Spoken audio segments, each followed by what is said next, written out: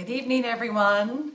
So as promised, we are going to start tonight by taking out our champagne. I got my little mini one here. We have much to celebrate this week. We have to remember to celebrate the good stuff when there's good. Okay, so everyone pour their glass of whatever beverage you're enjoying tonight. For me, it's a little Prosecco. Okay, so we have a lot to toast. And I'm very excited because I have lots of scoop that was out in the media today from Bloomberg about what's going on with Elon Musk's bank loans and bank debt that we've been discussing and some major developments there. So we're going to start off with the good. Everyone raise your glass. Georgia, right? We did it. And I just want to say, I've been working on the Senate for the last 2 years. Everyone said we were going to lose the Senate. They were talking about this red wave, that there were going to be, Kevin McCarthy said, 60 new House seats at one point. I think at this point they are up 9 in the House. And not only did we keep the Senate, we added a seat. So here's to that. Here's also to the rumors out tonight. According to CNN, the January 6th House Committee is finishing their work and they're planning criminal referrals against not only Trump, but also potentially Rudy Giuliani, John Eastman, Mark Meadows, who might even be cooperating. One other, who is Jeffrey Clark. Even though he was part of the DOJ, there are also potentially 5 criminal referrals. We know tomorrow the Department of Justice will be in court. They filed a contempt charge against Trump's office for having said that they had turned in all the information, all the classified documents at Mar-a-Lago. And guess what? It was a lie. So they are going to court tomorrow, the DOJ, for a contempt of court charge against Trump's lawyers. It said Trump's offices, but I'm assuming that's Trump's lawyers. Trump himself, for those of us, myself included, who never want to see him get near the White House again, he had a horrible week. Not only did his final candidate lose, Herschel Walker, and he is getting blamed for that, and costing the Republican Party a lot of important seats that we got. There's also the special counsel that was appointed by Merrick Garland has been sending out grand jury subpoenas to Arizona, to Michigan, and one other state, I think Wisconsin, for records and whether Trump had been in contact or anyone in Trump's employ, in his orbit with them during the time of the election. So that seems to be heating up and moving along. And that special counsel, again, has a mandate to indict Trump in both the Mar-a-Lago case with classified documents, as well as the effort to overturn our election. So that is chugging along. In addition to the party turning on him and all of his legal troubles, which continue to grow, the Trump Organization was found guilty on all 17 counts, even though that doesn't directly implicate Trump yet. It gives Alvin Bragg and the Manhattan DA more ammunition to use in their potential criminal case against Trump. Don't forget, New York Attorney General Letitia James had also sent a criminal referral about Trump, and they've brought in a new DOJ lawyer to work with the Manhattan DA to focus on Trump, who has a track record of going after Trump. And that's not all. Okay, so everyone, I gotta stop and take another sip. So much to celebrate. That is not all. Well, this is not anything to be glamorized, but Trump hosted 2 complete anti-Semites down at Mar-a-Lago, Yee, or whatever he calls himself these days. And what was the other guy's name? Whatever it is, another neo-Nazi, Holocaust denier, mainstream Republican. But for the first time, Republicans actually turned on Trump, said that wasn't okay. And what did Trump do? He hosted QAnon conspiracy people this week. So the Republican Party is turning on him, and he's showing himself as, just everything he touches is, those candidates are losing. They win the primaries and then they lose the general election. So I think we have a very good chance of being done with him soon. Either the Republicans are going to be done with him, or more hopefully for all of us, we're going to start to see indictments. And the other thing that is, a lot of you I know are very concerned about Ron DeSantis, and I've said to you repeatedly, nothing so shiny and clean 2 years out will remain shiny and clean. And it's never, if you look at presidential elections in the past, and those of you who have been involved, the person that seems like the one it's going to be 2 years in advance never turns out to be the one that it is. Just the way it works. But people are tying in DeSantis to Trump and saying the same thing would happen, that DeSantis might do well in a GOP primary, but he would lose in a general election. And the analysis shows from midterms that Republicans did show up to vote, for example, in Georgia, in numbers greater than Democrats. But once they got to the polls and actually decided to vote, they didn't vote for the Republicans. They voted for Raphael Warnock. So Republicans are in a house of pain, which is, again, deserving another sip of champagne to celebrate. They're in a house of pain, and we have the wind behind our back. President Biden got Brittany Griner released. Big news. I just want to throw out here that a lot of my friends on social media who are Black women are feeling very attacked. And I think they're right, that people are like, well, how about? It's sort of like as Democrats, can't we just say, wow, Biden did something really good? I mean, he hasn't forgotten about Paul Whelan. He's going to try to get him released as well. But let's celebrate the good. Just like let's celebrate Georgia, which was close election night. I told you we were going to win. You could see early on where the turnout was. But in the end, it wasn't so close. It was a 3-point victory for us.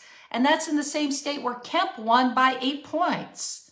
And most of the Republicans won their races for House. So really, really great effort by Warnock and team and all of us. Thank you all for the last 2 years who, when I posted my little Keep the Senate Blue, Act Blue page, you donated, you texted, you phone banked, you knocked on doors, you showed up at my events for those of you who live in the tri-state area.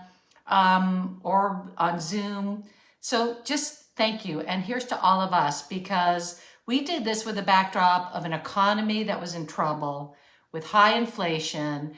And I know some of you, the fact is we had an unpopular president countrywide. He didn't even go to Georgia. So in some places like New York, he came here, he's popular. So, some of us like him. But it's still very hard during a midterm election when the party in power controls all 3 levers to do as well as we did. So I want us to all take that in, and I want you all to remember all the close races that were decided by fewer than 10,000 votes. And I want you to all take in what a great job we did in turning the tide. So cheers to all of us. Okay. So now that we've celebrated all the good stuff to celebrate, on to Musk Twitter. Okay, so if you haven't read my article yet, it's pinned to my page. A lot of you had asked me, and I've wanted to write about the similarities I see with Musk and Trump and even Putin. And I was one of the first people to get off of Twitter. And a couple of you have said to me, well, you're not actually off. Yes, I left my page up for 2 reasons, as I mentioned in the article. One is so people know where to find me. I mean, I had almost 600,000 followers, and suddenly I'm not there. And a lot of people are wondering where they can see my content. So they get to see pinned to my page is I'm on Facebook and IG. The other reason is impersonation, because he is eventually, at some point, we've already had past 3 times, I mentioned this in the article, 3 times that he announced that he was going to be launching verified accounts, and he's failed all 3 times. So eventually that will happen at some point. It's not rocket science, so to speak. And then someone could impersonate me or anyone else if my account wasn't up. and someone with a check mark. So that's the other reason for me personally. But the reason early on, right after his deal closed, is I just had this sense of re-experiencing Trump. And I outline it in the article that you can read. Again, it's also on the Weekly List website, theweeklylist.org, which is where all my lists are documenting the broken norms for Trump. But so much of Musk and Trump are similar. I mean, Trump early on did these polls where he would ask, should I be in the GOP debate? He wasn't really asking, he was more showing you that he could do whatever he wanted. And that's the same thing Musk did with his bogus polls. They both use these shiny coins. For Musk, his inability to even launch verification and the chaos that he's created. Remember all the chaos Trump created by firing everyone. These shiny coins, like this battle with Tim Cook and Apple, and then 3 days later, oh, Apple didn't really say that. Or the Twitter files, or whatever it is. Those are like shiny coins, like, look over here, look over here. I'm not like losing all this money. No, look over here, look over here. I haven't blown up this company. Like every single day this guy is doing, I mean, he's just blowing it up. So how quickly will it blow up? Well, that's something I talk about in the article and something we've been talking about in our Facebook Lives. So we're going back to business school tonight because there's some information, right? Okay, so these were from our last, see, and I even figured out how to turn the thing backwards. These were from our last Facebook Lives, okay? We talked about the debt and the risk the company was in. Remember, just to rehash very quickly, before Musk bought the company, the revenue rate was 5.1 billion for the year. That's how much revenue before he bought it, 2021, Twitter made. The company only had $500 million of debt, 23 million, M, not B, million of interest, and still the company lost money. And Twitter, before Musk had bought it, had lost money for 8 of the last 10 years. Now, after, remember, we said it already had slowed down the revenue. It was down to 4.8 when he bought it. And he had put on an additional big chunk of debt, 13 billion, that when we last spoke, my understanding was cost about $1 billion a year. So again, you do the math. You have a company that when it was making 5.1 billion was losing money and paying just a little teeny bit of interest, 23 million. Now it was a company with a smaller revenue base when he bought it, 4.8 billion, smaller, and $1 billion of interest. This noose around your neck with the interest. And remember, we've been talking about all of the articles that have been reporting the advertisers. 90% of all the money that Twitter makes comes from ads. Traditionally, before, at this point still. And of that, depending which, source you read, there's all different ways of looking at it. 50 of the top 100 advertisers have left. According to others, like 40% of the revenue could be gone. Got to the point where Musk literally was offering 50% off through year end on ads because he's bleeding cash that quickly. So that was bad enough. But we have learned more, and I'll get very excited. One thing that you all who don't know me personally don't know, I'm pretty nerdy. So like numbers and this stuff really excites me. So all of this stuff is non-public. It's a private company, so we don't know the terms of things. Everything is kind of hush-hush. And when you're a public company, you have to, if you have a stock that's public, you have to report every quarter your financials. And that gives a lot of information about how much debt you have or your revenues coming from, et cetera, et cetera. When you're a private company, which is what happened when Musk bought it, you don't have to tell anyone anything unless you're trying to sell debt, to raise debt, and then you just tell those people about it, but it doesn't have to be public. So here's what Bloomberg has dug up. Okay. He paid $44 billion, but there were other costs associated with the deal. In total, at closing, Musk had to pay $46.5 billion to buy this company. Of that, according, again, this is the Wall Street Journal had a little bit of different numbers, but this is what we've heard from Bloomberg. Of that, 13 billion was bank financing. We're going to talk about that next. Because remember, I've said, watch the bank financing, red flags. 13 billion. And then the other 33.5 billion, about 26 of it is from Musk, and 7.1 is from Larry Ellison and the Saudi prince. Okay, I'm just going to put this in front of my face a little so you all can see it. But what we have learned today, which is super interesting, remember I said in the article, and I've been telling you all, that the banks, when they closed, had already had to mark down this investment. Just like Musk didn't want to close, because at the time he bought the company, agreed to buy the company in April, it was probably worth he was probably overpaying at 44 billion, but not massively overpaying. By the time he closed, this company was worth about half market value because of the technology correction and tech stocks, let alone what he then did, starting with his management. By the time he closed, it was worth 20 to 25 billion. The banks who had agreed to lend him the money, the 13 billion in April, similarly had signed away, and they too were forced to close. We knew at closing, according to the Wall Street Journal, they already, out of the 13 billion, had taken a $500 million markdown. But it's worse. Okay, so this is what we've learned today. That it's not all 13 billion senior secured bank debt. And this is pretty esoteric. This is like, okay, I'm a finance nerd, so this is my old world. But I'm going to try to lay it out as simply as I can and tell you why it matters. Okay, let me move back a little. Okay, so this is how we get to the 13 billion.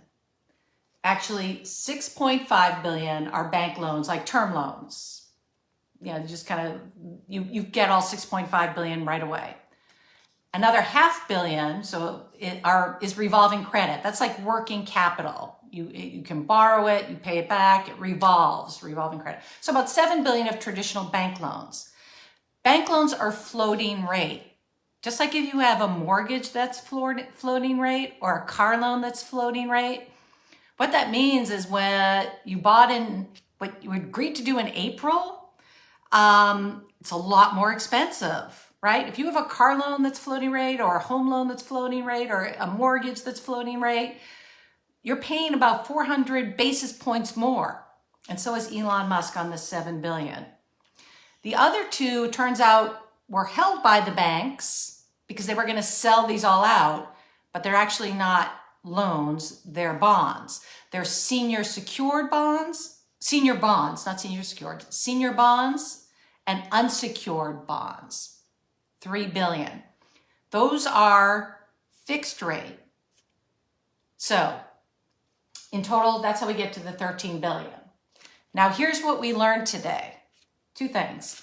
At the time the banks closed the deal, were forced to close. It's 6 banks, Morgan Stanley, Bank of America, Mitsubishi, can't remember the others, but you can Google and find them. They had planned to sell all this down, and they were unable to sell any of it down. And at the time they were closing, this unsecured bond, which pays an interest rate, it is a coupon of 11.75%.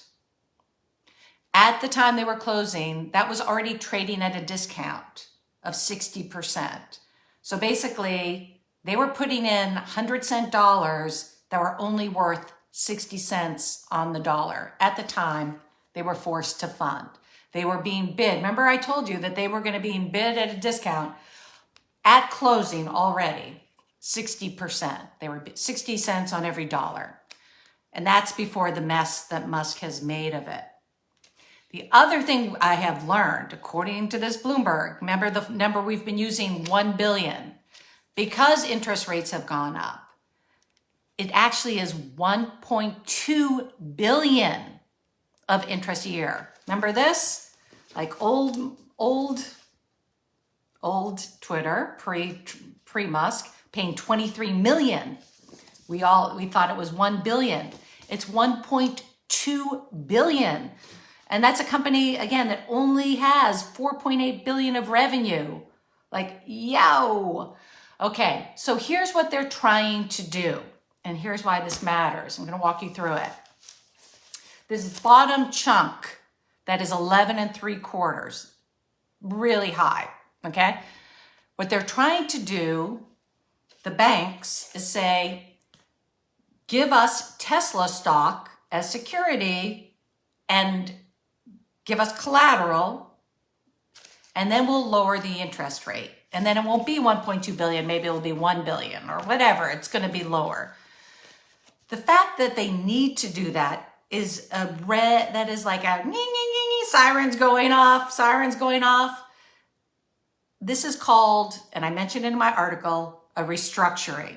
They are already restructuring. These banks are underwater. So why this matters to Musk too, there's no such thing as money for nothing. The banks are willing to refinance this $3 billion and take a lower interest rate in exchange for Tesla stock as collateral. Whose Tesla stock? Elon Musk's Tesla stock. And it's not just 3 billion of his Tesla stock they're going to want. Have you ever heard of margin loans? In other words, like you don't borrow one-on-one. It's probably going to be something like 5-to-1 collateral. He'll have to pledge these shares to the banks that are already at the bottom of the cap structure. They get last. This is like a waterfall. Remember I told you the 13 billion had to be paid out before the Saudi prince and Larry Ellison and Trump see a dime? All of this has to be paid out at par before they see any money. However, this is also like a waterfall. This 6.5 and 0.5, the 7 billion has to get paid out first, and then this comes below it. But because they're all held by the same people, because the banks are stuffed with it all and they've been stuffed with it, they can work within the cap structure themselves. And that they're already restructuring, which is like ding, ding, ding. This is trouble. Musk Twitter is already having to restructure their debt 5 weeks into the purchase. So if this 3 billion of unsecured debt becomes secured by Tesla stock, what does that mean? Well, it means that Musk is essentially backing it with, say, roughly 12 to 15 billion worth of his own debt, which is putting in additional stock. It also, let's talk about Tesla. And a lot of you have asked, oh, Tesla's down. So Tesla's down, I think, 56% so far this year. It's down 200% over the last couple of years. But since he closed on the deal in the last 5-6 weeks alone, Tesla has lost a quarter of its valuation. And so Tesla shareholders, there's an article today, some are just like throwing in the towel and selling because Musk is so erratic, because Musk has pulled in engineers from Tesla, the Boring Company, and SpaceX, and basically sat him. He's made everyone come into San Francisco to the main offices. He's made some of the conference rooms brought in beds and told everyone they have to sleep there or be at work all the time. Their staff is down from 7,500 staffers to something around 2,000 to 2,500 staffers. Every day there's just something new that's bad happening with this company. So all of the other things that Musk was involved in prior to this, prior to his life now being on Twitter every day tweeting crap, is imploding around him. His wealth, which is primarily measured in Tesla stock, has taken a massive hit. As we spoke about the Boring Company, the Wall Street Journal did an expose on them and all these deals that they promised to do with municipalities that they flaked on. And SpaceX is a private company that's doing his own thing, but he's pulling in engineers from all of those to try to make Twitter function. And because he has so many of these people and his friends and his investors, everyone kind of working together, there was a way of communicating that all the engineers used to use, if you read reporting, all the Twitter engineers used to use to basically task out jobs. Now it's just bedlam. No one knows who's doing what. and all of these different people from all these different parts of the Musk empire being brought in. Who does this remind you of, by the way? If you followed my weekly list, this was Trump. He basically wiped all of the agencies clean of all of the career employees. And for the first 6 months and then year and then 2 years, the number of key roles in the executive branch that were unfilled was massive. And the people that were filling them were like Chad, you know, the guy who played tennis in college, who was our DHS, and Radcliffe, like complete idiots that were brought in from the outside that would just be loyal to him. The same thing is happening at Twitter. But the important takeaway for this, in addition to all the other noise and the dysfunction and now the problems with technology happening at Twitter with notifications not working, things starting to slowly break down, the big problem is this $1.2 billion of bank debt interest, bank loan and bond interest that the banks are stuck with. And the big point is they're already worried about 5 weeks in having to restructure this company. And they don't want to have to take the hit. When they closed, they were bid 60 cents on the dollar. So for the banks, it makes sense. You're being bid 60 cents on the dollar. When the deal closed, that it's probably worth now under 50, maybe 30 cents on the dollar. But if it works for the banks, if they can get Musk to pledge his stock, they will give him a lower interest rate, but they'll have that stock to go back on. What does that mean if you're a Tesla shareholder? The banks are going to have a lot of stock. And if things don't go their way, banks are not going to hold that stock. They're going to be dumping it. So that will put additional pressure on Tesla's stock. Okay, with that, first, everyone, I'm going to take some more of my champagne, but I would love to hear your questions about the article or about what we just discussed, which is pretty finance, like we're well beyond Finance 101. That was like Finance 303. So if you followed that, great. But if you leave your questions, we'll address those now. Big picture question, Twitter question. Actors like the Saudis are investing in Twitter because Musk plans algorithms. Okay. One of the red flags I talk about in the article is the regulators. And the EU has already warned Musk that he's got to clean up his act with moderation and other things, or he's going to be banned from the EU. Musk had closed the office in Brussels. But as well, since we spoke last, our Treasury Secretary Janet Yellen was asked, as relates to the US, whether the Treasury Department is investigating ownership. And at first, a month ago, she had said no. And then since Biden brought it up, this time she hedged and she said what she was saying is they might be investigating ownership. And as I said, probably according to, again, these numbers are not in the public domain, but according to Bloomberg, 7.1 billion is owned by the Saudi prince and Larry Ellison. So it's entirely possible that the Saudi prince has, brought in friends and family and sent it out, sold down his share of that 7.1 billion. And so what I'm trying to say is that will be under investigation, as well as the U.S. has the Federal Trade Commission has a deal in place that predates Musk relating to privacy, protecting privacy of people on the platform. So people keep asking, and I know there's a lot of theories about the involvement of these entities. I don't believe anyone consciously, including Musk, did this. I think Musk, it was a vanity project gone awry. Is he friendly with authoritarians and therefore will it benefit them? Yes.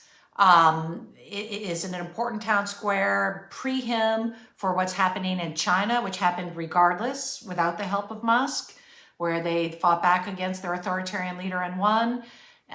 Iran, the disinformation that the regime was able to put out on Sunday night that the New York Times and a couple of others and the Wall Street Journal took in that was incorrect Will it help them if Twitter isn't a public square? Yes, but I don't believe that personally. I think that Musk got in this because he's impulsive and, similar to Putin, is surrounded by yes men, didn't think it through, and now is stuck with it and is failing dramatically. Just like Putin is failing with Ukraine, this is a massive failure for Musk. And his other thing that he, his Twitter 2.0, that he was going to make it into a bank. Now you have Sherrod Brown putting forth a bill in the Senate to basically shut that loophole. So that will be another no thank you. Is this emperor has no clothes? Yes. And it's the same thing as Trump, and it's the same thing as Putin. And so he's in this and he can't go back. Just like Putin, now we'll like throw this dagger of nuclear war or whatever. And Trump, when he had his back to the wall, I write about this in my article, he did the same exact things that Musk is doing now. He was really down one week. I remember this from the list, and I was driving somewhere, and all of a sudden he put out the transgender military ban. No one in the military knew anything about it. It wasn't even a thought out plan. It was just like throwing a shiny coin. But what's happened with Musk is he has so much of his ego invested in this, and he has all these bros who adore him and thinks he's God's gift to the world. Go to Twitter and you'll find out, who don't know anything about finance. He doesn't want to have his image, the bubble popped, that he's a failure and he's failing. So yes. Yes, we talked about CNN and the people getting referred. Can the board of Tesla step in at all? Yes. The board of Tesla is being pressured to do stock buybacks. And there was a time last week or the week before where Tesla stock started going up. And you don't know because they don't tell you what they're doing, but I suspect Tesla is using its money, its cash, to buy its own stock to try to prop it up. That obviously didn't work for that long. But if they do get a lot of pressure, he's a major holder, but if the board does get a lot of pressure, it's a friendly board, just like here we are at Facebook. Zuckerberg's board is very friendly to him. But they are, increasingly you hear from activist investors that they're either selling their stake in Tesla, or they're certainly complaining that he's erratic and they're losing faith in him and he doesn't seem mentally stable. And it's certainly, again, the market is not down 25% since he bought Twitter, but the valuation of Tesla is down 25%. Bros, yes. Another megalomaniac, yes. Does anyone else have any questions that you'd like to discuss on Musk or Trump or any of the other news that we've covered today? Give it another minute. Everyone can sip their champagne. If anybody else has any final questions, how long do you think he can juggle this? Well, remember, one of the red flags is not paying your bills, which he hasn't been paying his bills. He's been pushing off with vendors. He didn't pay employees in Europe in time, which could have been another issue.